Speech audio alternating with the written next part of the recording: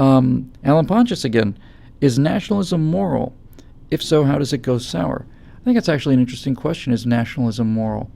I think the answer for me would be nationalism is moral if your nation is moral. If you're a nationalist and a national socialist, you certainly are a German patriot, and you certainly love Germany, and you certainly value Germany very highly.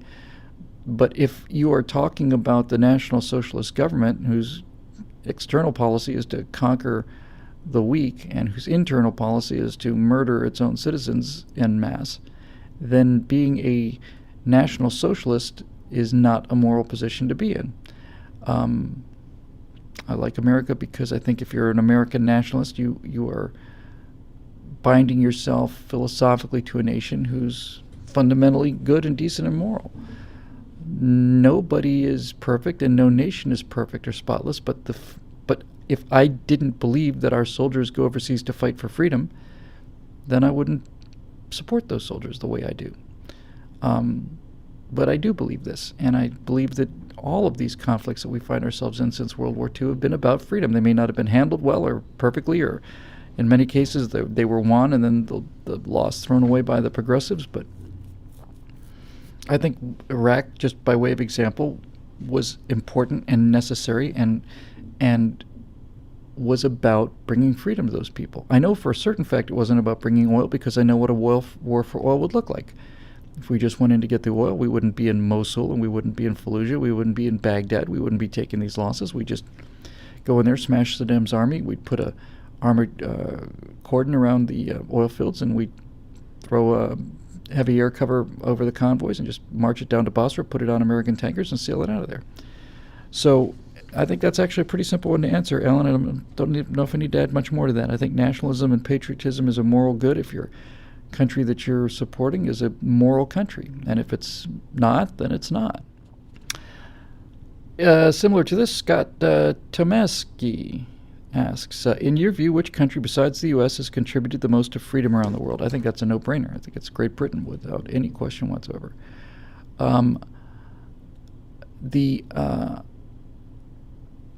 The British influence in the world is, you can certainly make the case, is more important than the American influence, because there would not have been an American influence if it hadn't been for the British influence. When you look at the civilization in the world, and when I don't just mean success, I don't mean just mean prosperity, I mean the fundamental elevation of human life. It's the Anglosphere, and nowhere else, It's Britain, Canada, the United States, Australia, and New Zealand, and to a large extent lately, although it started from a much lower foundation, India. The British, as opposed to the Americans, the British had an actual empire and an economic model which was to take riches out of those countries and send them back home at gunpoint. It was, in fact, an empire, and its economic model was the exploitation economically of these countries, and there's no getting away from that, and there's no denying it. That's not something we do. We trade with people, and the net flow of cash in the so-called American empire is from the United States out into these countries. We had bases in the Philippines, and we weren't stealing Filipino rubber or whatever other resources. We were putting hundreds of millions of dollars a year into those countries in exchange for leases on the bases, and when they said they didn't want them anymore, we left. So what's happening is Britain did what it did for economic reasons and for the benefit of Britain, but unlike every other empire in history, that's actually not true. The Romans at their peak thought that they were bringing law to the barbarians, and so did the Greeks and some others.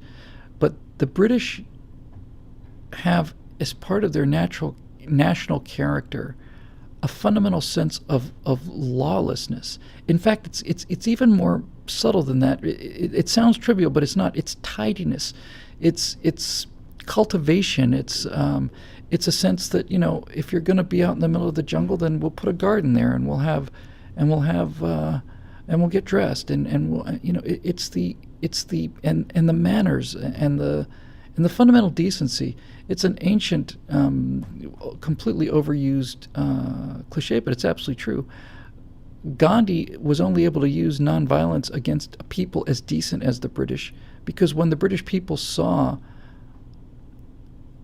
victims being clubbed for something they believed in, it was their decency that changed their opinion.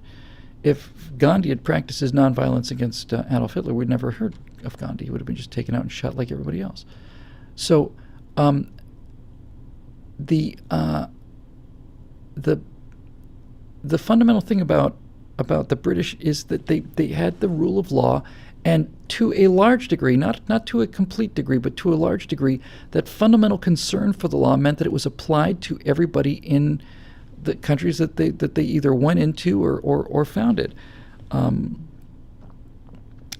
The Magna Carta, the idea that that there were rights that were not dependent on the king, was really a major stepping stone towards the U.S. Constitution. The Magna Carta mostly protected dukes and the nobles against the power of the king. It didn't quite go all the way to the common people. That took another step. But I don't think you can even comprehend, let alone underestimate, the civilizing influence of Great Britain over the course of several hundred years. And when you look at the countries in the world that are places you want to live in Australia, Canada, the United States, New Zealand, Australia, and to the degree that you might want to live in Japan today, it's only because Japan became anglicized by their loss in World War II. And the Americans went in there with the British system, basically, of law and order and work and personal liberty, and went in there and restructured their society. And they're much better and seem to be much happier than they were under these, centuries of samurai warlords and this Japanese militarism that was so appalling.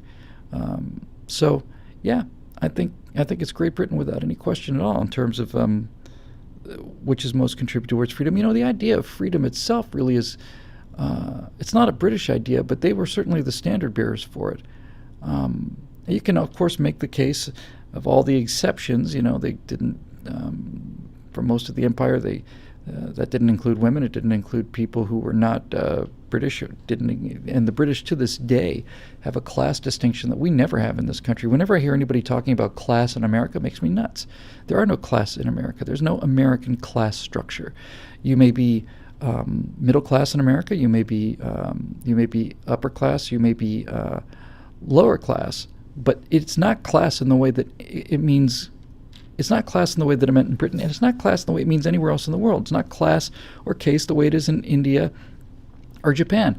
If you are, virtually everybody I know a few people who become millionaires, and they all started out either lower middle class or lower class. They were working people, or they were people who were really on tenterhooks, just hanging on. They had a great idea, worked their tails off for 30 years, or a 30-year overnight success story, and now they're worth millions of dollars. They weren't people who were, they weren't like the untouchables who suddenly became Brahmins. There is no class structure in America. There is economic distinctions. There's no question about that.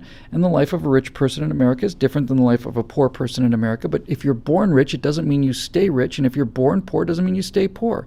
You have the ability to move here. And that's a whole other discussion, really. But that freedom of motion, both down and up, is why I just don't buy this whole thing of class. And so that's one thing I still fault the British for, is that, if you can still find in many places in Great Britain, if you're standing in line at an ATM and somebody comes up and says, "I'm terribly sorry, I'm Duke Douglas of Derbyshire, and I'm in a bit of a hurry. Would you mind awfully if I were to just cut in line?"